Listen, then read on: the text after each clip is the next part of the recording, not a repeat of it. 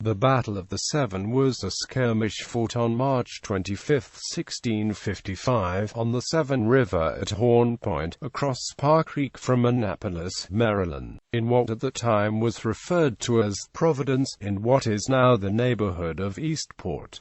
The capital of Maryland was moved from St. Mary's to Ann Arundel Town in 1694, and Ann Arundel Town name was changed to Annapolis in 1695. It was an extension of the conflicts that formed the English Civil War, pitting the forces of Puritan settlers against forces aligned with Lord Baltimore, Lord Proprietor of the colony of Maryland at the time. It has been suggested by Radmiller May that this was the last battle of the English Civil War. Background. The background surrounding the Battle of the Severn flows from the early days of Maryland as a colony, and acts as a mirror to the events simultaneously occurring in England. It pitted the forces allied with the royal proprietor, who was a Catholic and perceived to be a royalist, against forces allied with the Commonwealth of England, who were Puritans. Royal proprietorship. Maryland was founded by the first Baron Baltimore, who had previously been the principal secretary to James I.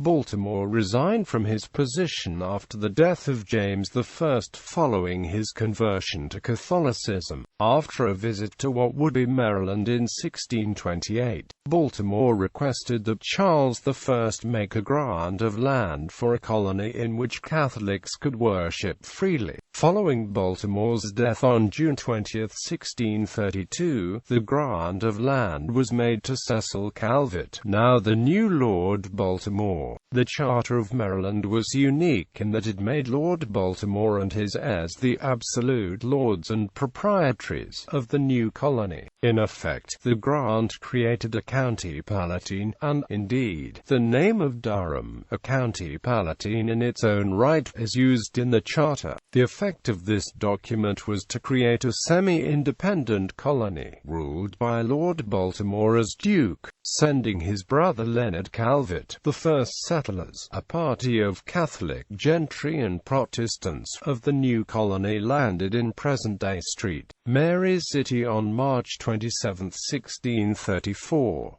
Using his absolute powers bestowed by charter, Cecil Calvert named his brother as royal governor of the new colony, a post he held from 1634 to 44, and again from 1646 until his death in 1647. William Claiborne, however, had an earlier claim to Kent Island arising from 1631 when he had landed and set up a fur trading post on behalf of the colony of Virginia, using the language of the charter that allowed him to take possession of land between the Delaware Bay and Potomac River, not cultivated or planted. Cecil Calvert laid claim to Kent Island, following the arrest of one of his agents for trading in Maryland waters without a license in 1635. Claiborne fitted out an armed ship, and there ensued a naval battle on April 23, 1635 by the mouth of the Pocomoke River. Following this battle, Leonard Calvert captured Kent Island by force in February 1638.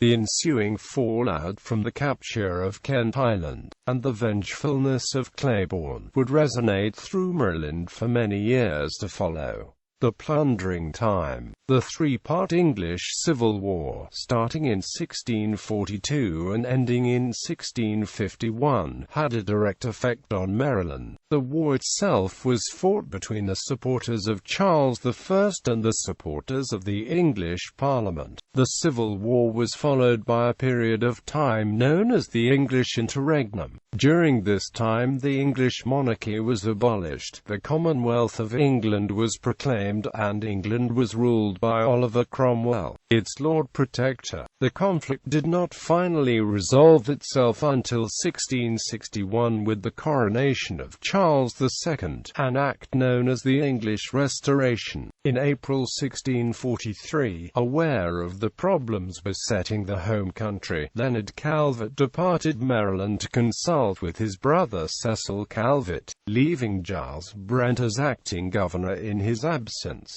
During this time, St.Mary's City was visited by Captain Richard Dingle, an ardent supporter of the parliamentary side of the conflict, who was placed under nominal arrest for making disloyal comments concerning the king, but who was allowed to escape following his arrest. Upon Leonard Calvert's return, he discovered that Dingle had joined forces with Claiborne and they were planning an invasion of the colony. In September 1644, Dingle captured St. Mary's City, and Claiborne recovered Kent Island, forcing Calvert to seek refuge in Virginia. What followed became known as the Plundering Time, a nearly two-year period when Dingle and his companions roamed the colony, robbing at will and taking Jesuits back to England as prisoners. This ended only in 1646 when Calvert returned from exile in Virginia, recaptured St. Mary's City, and restored order. The settling of Providence following the death of Leonard Calvert in 1647. Cecil Calvert named William Stone as governor in 1649. Stone's appointment was carefully made, as he was a Protestant, as were the majority of the members of his council, and a friend of Parliament. By choosing Stone, Calvert could avoid criticism of Maryland as a seat of popery, where Protestants were allegedly oppressed. Stone and his council, however, were required to agree not to interfere with freedom of worship. In 1649, the Colonial Assembly passed the Act Concerning Religion, ensuring freedom of religion within Maryland. During the period of parliamentary rule, Virginia remained faithful to then King Charles II, though Parliament, which had declared England a Commonwealth under the rule, had decreed that support for Charles II was treason. Baltimore and Stone stayed mute on the subject, but almost immediately after taking office, Stone allowed a group of persecuted Virginian Puritans into the colony, who then settled at Providence, present-day Annapolis. The issue of which side Maryland stood was finally settled, at least in appearance, when Thomas Green, deputy to Stone and a Catholic, declared on November 15, 1649 that Charles II was the undoubted rightful heir to all his father's dominions. All acts taken by the Maryland Assembly would further require an oath of fidelity to Baltimore as Lord Proprietor. The new Assembly. In 1651 there began a set of rumors indicating that Lord Baltimore would lose his charter. Parliament had appointed 2 commissioners, one of whom was none other than Claiborne, to force Maryland to submit to parliamentary authority. In March 1652 they removed Stone as governor, only to reinstate him in June 1652.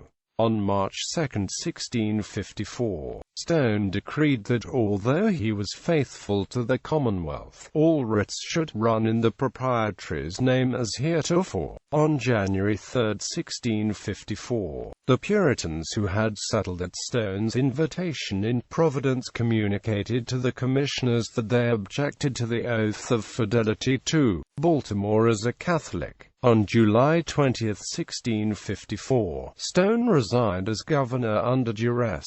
The commissioners became de facto governors of the colony, and the first General Assembly under their authority was held on October 20, 1654. Catholics and any other individuals who had borne arms against the Parliament could not be members, and among the 44 acts passed by this group was a repeal of the Toleration Act, and another that forbade Catholics from practicing the faith. Stone's return to power. On January 31, 1655, the Golden Leon, a merchant ship commanded by Captain Roger Hemans, arrived in Maryland, and Stone reported to the captain that he was no longer governor of Maryland. At about that time, another ship, the Golden Fortune, arrived in the colony with a letter from Oliver Cromwell, by this time Lord Protector, addressed to Captain Stone, governor of Maryland. Using this as a form of recognition, Stone challenged the authority of the commissioners, seized back the records of the colony, and mustered his troops to deal with the Puritan settlers allied with them. Recruiting from St. Mary's County, Stone recaptured the assembly records located on the Patuxent River, and sailed with a small fleet up the Chesapeake Bay north towards Providence.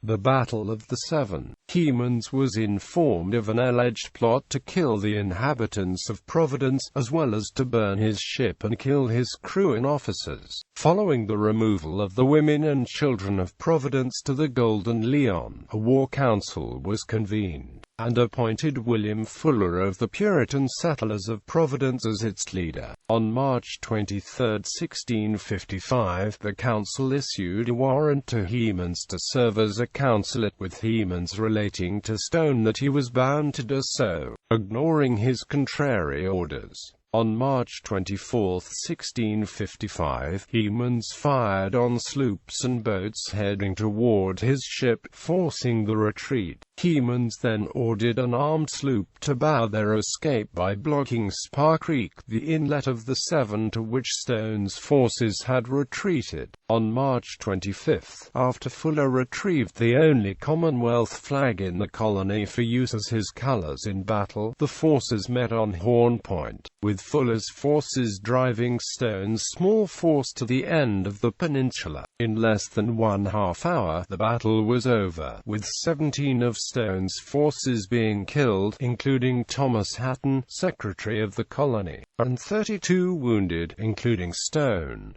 Only 2 of Fuller's force were killed. Stone surrendered after he was promised mercy. Following hostilities, however, the War Council issued death sentences for Stone and 9 others. 4 of the prisoners were executed, but the remainder were saved when the women of Providence begged that the lives be spared. Aftermath. The primarily Puritan assembly retained powers until April 27, 1658, when proprietorship was restored to Lord Baltimore. Religious freedom was ensured, and an agreement of general amnesty was entered into. Thus, in the end, Lord Baltimore not only retained his lands and powers, but was able to avoid the grisly fate of many of his contemporaries in England during this time. The Proprietor appointed Josias Fendall to succeed Stone as governor for his loyalty during the battle. The issue of the ongoing Claiborne grievance was finally settled by an agreement reached in 1657. Lord Baltimore provided Claiborne amnesty for all of his offenses. Virginia laid aside any claim it had to Maryland territory, and Claiborne was indemnified with extensive land grants in Virginia for his loss of Kent Island. Governor Fendall soon had a falling out with Lord Baltimore and led a bloodless revolution in 1659 whereby he and Fuller reorganized Maryland's government to resemble the Commonwealth's. However, the restoration of Charles II in 1660 forced Fendall into exile and restored the proprietorship. Fendall was replaced as governor by Philip Calvert. In addition, Fuller's estate was confiscated and Claiborne never recovered his former holding of Kent Island.